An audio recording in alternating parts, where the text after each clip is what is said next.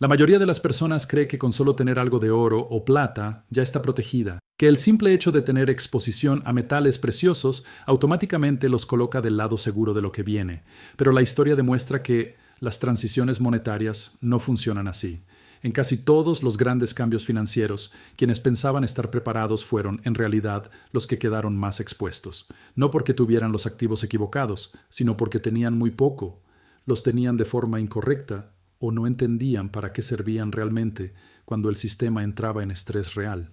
A medida que nos acercamos a 2026, esa diferencia se vuelve crítica. No estamos entrando en una desaceleración económica normal ni en una simple recesión cíclica. Estamos atravesando una transición estructural que involucra deuda, monedas, liquidez y, sobre todo, confianza. En ese tipo de entorno, una exposición vaga o simbólica no equivale a protección real. Y este debate importa ahora, no en retrospectiva, porque posicionarse para la seguridad es algo que debe hacerse antes de que el estrés sea evidente. Cuando la mayoría empieza a sentirse insegura, la ventana para posicionarse correctamente ya suele estar cerrada. Por eso la pregunta clave no es si el oro y la plata importan en 2026. La verdadera pregunta es ¿cuánto es realmente suficiente para marcar una diferencia? Existe una brecha enorme entre poseer metales de forma simbólica y poseerlos de manera funcional, y es justamente en esa brecha donde la mayoría queda mal posicionada. Para entender qué significa suficiente, primero hay que tener claro contra qué te protegen el oro y la plata. No son activos mágicos, no eliminan la volatilidad ni evitan el riesgo. Su función es proteger el poder adquisitivo frente a disrupciones monetarias, errores de política y crisis de confianza. Actúan como un seguro monetario, no como motores de crecimiento, y como cualquier seguro, solo funciona si está dimensionado correctamente en relación con el riesgo que busca cubrir. El perfil de riesgo de cara a 2026 es muy distinto al relato clásico de recesión que la mayoría conoce.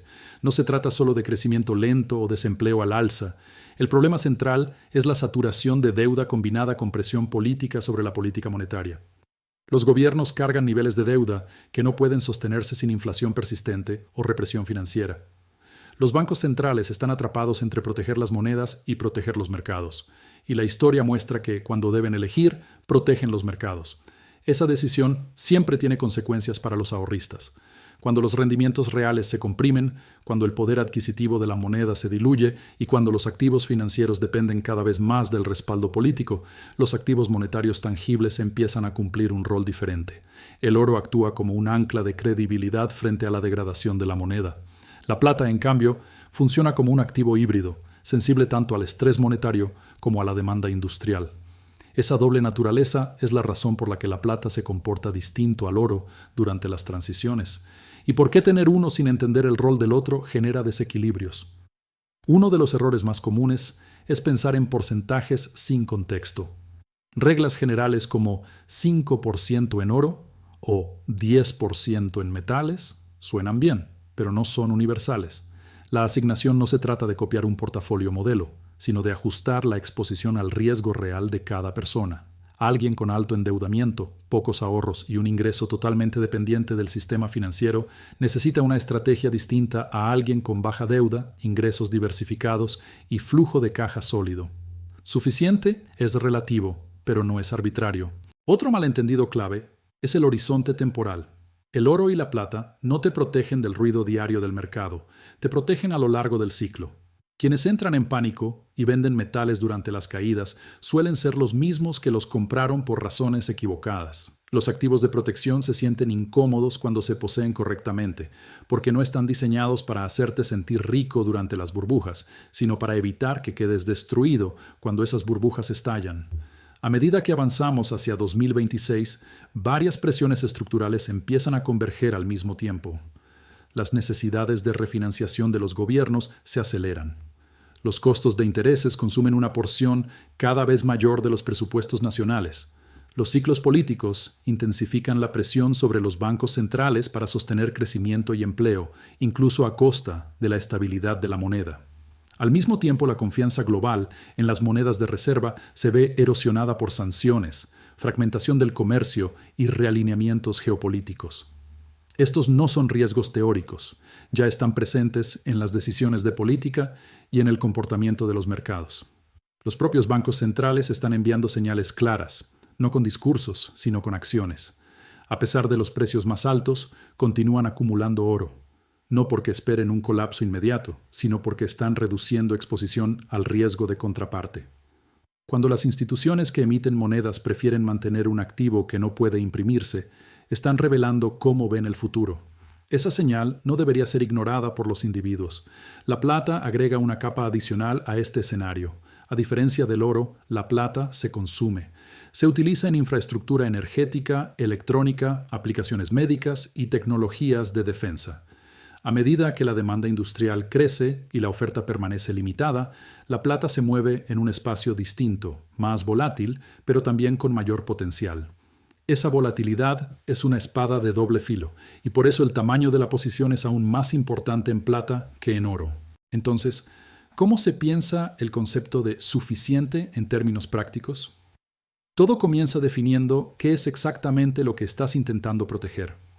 Si el objetivo principal es preservar poder adquisitivo durante un periodo de inflación elevada y debilitamiento monetario, el oro suele cumplir ese rol de manera más consistente.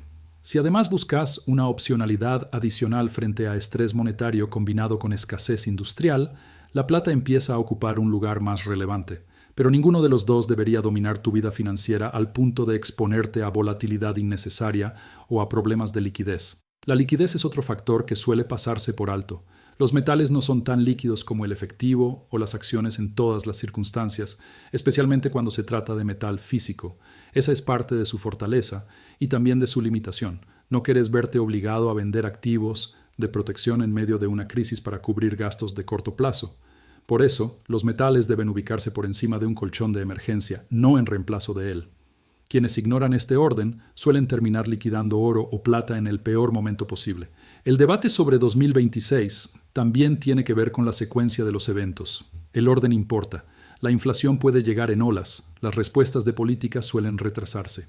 Los mercados oscilan entre complacencia y pánico. El oro y la plata reaccionan de forma distinta en cada etapa. El oro tiende a liderar durante los shocks de confianza. La plata suele acelerar más adelante, cuando la liquidez se expande y la inflación se vuelve visible. Entender esta secuencia ayuda a evitar decisiones emocionales cuando los precios se mueven rápido. También existe una dimensión psicológica que no se puede ignorar. Mantener metales requiere convicción, porque habrá largos periodos en los que parezca que no pasa nada mientras otros activos brillan. Ese es el costo del seguro. Quienes no toleran esa incomodidad suelen abandonar la posición justo antes de que empiece a cumplir su función. Por eso, suficiente no es solo una cifra. Es una cantidad que podés sostener sin dudar todos los días. Para algunos, suficiente puede significar tener cubierto un año de gastos básicos si la moneda se debilita de forma significativa. Para otros puede ser proteger una porción del ahorro de largo plazo frente a la represión financiera. No hay una única respuesta correcta, pero sí hay una respuesta claramente incorrecta: asumir que una exposición mínima va a escalar mágicamente cuando llegue el estrés. No lo hará. Otro error frecuente es anclarse a precios nominales en lugar de enfocarse en resultados reales.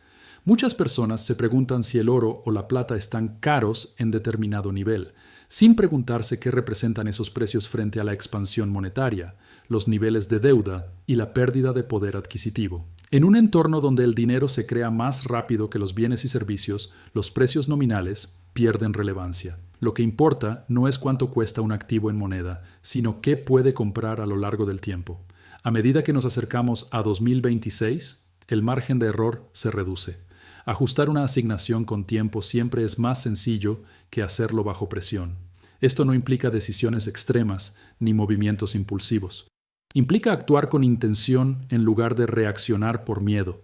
Las personas que mejor atraviesan las transiciones no son las que predicen cada giro con precisión, sino las que se posicionan de forma conservadora y mantienen flexibilidad cuando el entorno cambia. Por eso es tan importante combinar oro y plata de manera consciente.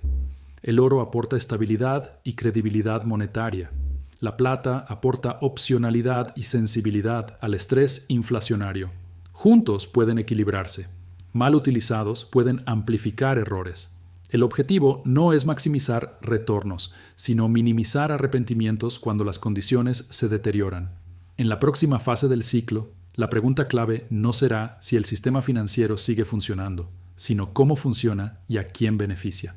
Los sistemas bajo presión tienden a favorecer a los deudores, a las instituciones y a quienes están más cerca del poder de decisión. Los ahorristas y los ingresos fijos suelen absorber el costo. El oro y la plata permiten salirse parcialmente de esa dinámica, pero solo si se poseen en una cantidad que realmente importe. Al final, suficiente es la cantidad que te permite dormir tranquilo sin sacrificar flexibilidad financiera. Es la cantidad que puede compensar una pérdida real de poder adquisitivo sin obligarte a vender en el peor momento. No es un número que alguien te impone desde afuera. Es un rango que surge de evaluar honestamente tus riesgos, tus objetivos y tu tolerancia emocional. La conclusión más importante es esta: prepararse no es predecir un desastre, es aceptar la incertidumbre. El oro y la plata no son apuestas al colapso, son reconocimientos de límites, límites al endeudamiento, a la política monetaria y a la confianza. A medida que esos límites se vuelven más visibles, el rol de los activos monetarios tangibles se vuelve más claro. Si hasta ahora estuviste concentrado solo en el precio de la plata o en los titulares sobre el oro, esta visión más amplia es fundamental. La verdadera pregunta no es qué harán los metales la próxima semana o el próximo mes, sino si tu estructura financiera es lo suficientemente resistente como para atravesar distintos escenarios sin obligarte a tomar decisiones reactivas. Eso es lo que realmente significa tener suficiente. Y a medida que avanzamos hacia 2026, quienes mejor lo hagan no serán los que adivinen el futuro, sino los que se posicionen con criterio, dimensionen correctamente y mantengan la disciplina. El oro y la plata son herramientas para esa disciplina, no atajos. Usados con cuidado, aportan estabilidad en un mundo inestable. Usados sin reflexión, pueden convertirse en otra fuente de estrés. La ventana para pensar con claridad siempre existe antes de que la urgencia tome el control. Esa ventana todavía está abierta, pero no permanece abierta para siempre. Prepararse cuando el entorno aún parece relativamente calmo es mucho más fácil que hacerlo cuando ya no lo es. El objetivo no es alarmar, es ser realista, es